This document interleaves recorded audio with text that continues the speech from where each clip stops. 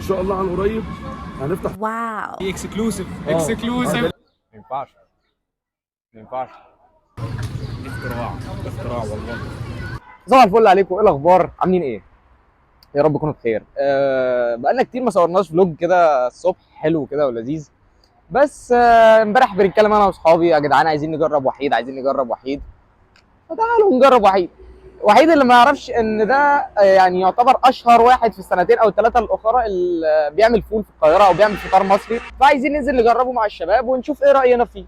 فخليكم معانا النهارده نجرب الدنيا دي فيها ايه، وهل هو فعلا حلو زي ما بيقولوا ولا لا.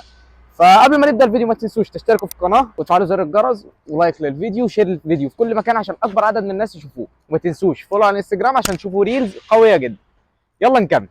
وصلنا لعربيه وحيد، اشهر فول في مصر زي ما بيقولوا يعني اهو.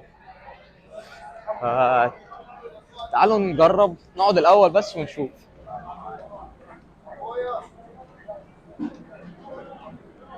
فول وحيد هذا من فضل ربي، استاذ الجمبري في مصر.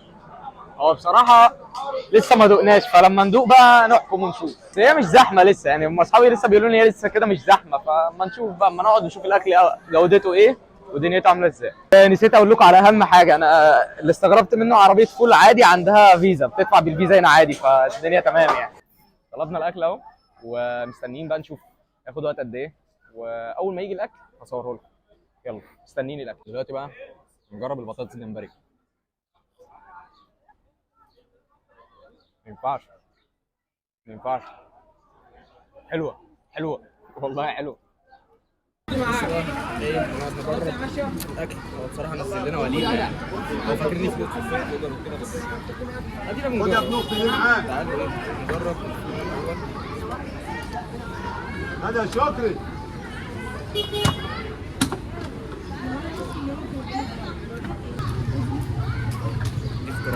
اختراع والله. ميزه الاكل هنا للناس اللي مش بتحب الملح كتير مثلا او بتتعب من الملح، ان الاكل مش ما فيهوش ملح كتير، هو مش بيجبرك على الملح.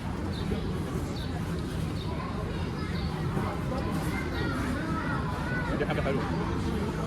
بصوا بقى، خلص اكل ونقفل نتكلم عن وحيد وهنساله شويه اسئله. سلام دلوقتي.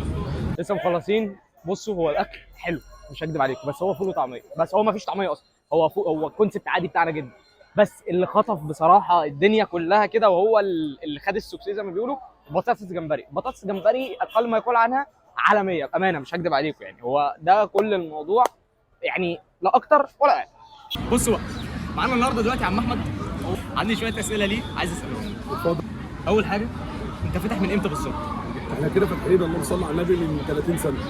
كنا واقفين الاول في الشارع هنا وربنا كرمنا واحده واحده وابتدينا نلاقي شغلنا واشتغلنا بنظام في حياتنا وفي شغلنا، وطبعا بضاعتنا ما اتغيرتش، فبقالنا 30 سنه في المكان ده لغايه ما ربنا كرمنا وقدرنا نوصل للمستوى اللي احنا فيه. امتى بقى ترند وحيد بدا؟ يعني امتى بدات شهره وحيد؟ انت بادئ من 30 سنه. انت اكيد مش من 30 سنه ترند انت. لا طبعا خدنا زي 10 سنين لما كنا في الشارع، طبعا كانت الامكانيات على قدنا، كنا قادرين ان احنا نوصل اللي احنا عاوزينه، فربنا قدرنا وجينا خدنا المحل. المحل طبعا قدرنا نتمكن من حاجاتنا، من البضاعه بتاعتنا، قدرنا نوظف الحاجه هنا، لان احنا كنا بنوظفها الاول في المخزن ونجيبها هنا، كنا واقفين في الشارع فما كانتش بتطلع معانا نفس المستوى. لما خدنا المحل ده كده من 20 سنه بدانا ان احنا يظهر اسم وحيد وبضاعه وحيد. طبعا الزبون عندنا هنا اللي كان من عندنا من 30 سنه بيجي لحد النهارده مفيش حاجه اتغيرت ما شاء الله. فدي الحاجه اللي هي ثابته معانا، والحاجه اللي هي مخلي الزبون عارف مين وحيد، والحاجه اللي نجحت وحيد. طب سؤال شخصي بقى، امتى بدات ببطاطس الجمبري؟ لان هي بصراحه عجباني جدا. من 7 سنين. 7 سنين. احنا نعتبر اول ناس اخترعناها في مصر. ما شاء الله. احنا اللي عملناها واحنا اللي عملناها. هي كان في ناس ممكن تعملها بس ما كانتش بتعمل الخلطه اللي احنا بنعملها. احنا عملنا حاجه بخلطه معينه بتاعتنا احنا، قدرنا ان احنا نوصلها للمستوى ده، لان انت ممكن تاكلها في اي مكان تاني مش هتلقى نفس الطعم ده والمستوى اللي انت بتشوفه ده. وطبعا انت اللي بتحدد، انت اللي بتدوق. هي حلوه، انا مش هكدب عليك، هي حلوه، ويمكن بامانه احلى بطاطس جمبري كلتها. حبيبي مش هكدب عليك حبيبي.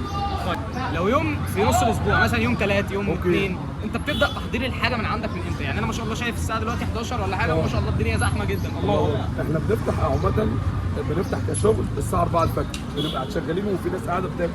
ما شاء الله. لحد الساعه 2:30 الظهر.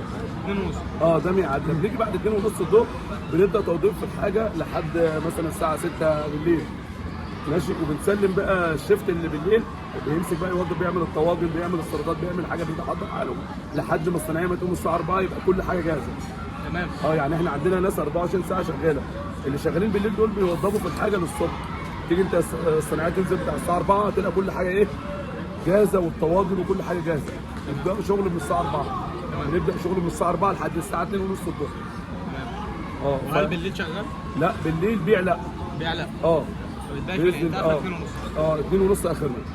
طب امتى بتفكر تفتح فرع تاني الوحيد؟ ان شاء الله عن قريب هنفتح في الرياض. دي اكسكلوسيف. ده ليك انت بس دي. ده ليك انت بس دي. ان شاء الله عن قريب هنفتح في الرياض. احنا المفروض الحاج وحيد مسافر الاسبوع الجاي، هيظبط الدنيا هناك وهنفتح ان شاء الله وهننزلها. هندي خبر وندي علم للاخوه برضه اللي هم يا جماعه فول وحيد هيفتح في السعوديه، انا بقول اهو. وهتنزل يعني باذن الله كل الناس تعرف هننزلها على النت وكده. هنبقى فاتحين في الرياض باذن الله.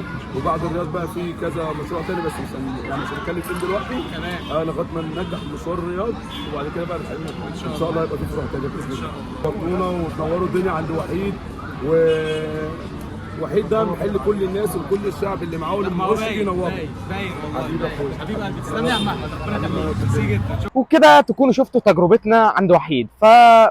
من وجهة نظركم اللي راح لوحيد قبل كده برضو يقول لنا ايه رأيه في الاكل، او فعلا هو يستحق الضجة دي او كده ولا لا. فاللي شايف ان وحيد يستاهل يكتب لنا تحت، واللي شايف ان هو ما يستاهلش الضجة اللي معمول عليه وان هو اوفر ريتد يقول لنا برضو في الكومنتات عشان نعرف ارائكم ايه. وبس كده. فلو عجبكم الفيديو ما تنسوش تشتركوا في القناة زي ما قلت لكم، وفعلوا زر الجرس ولايك للفيديو ده وشير الفيديو في كل مكان عشان اكتر عدد من الناس يقدروا يشوفوه.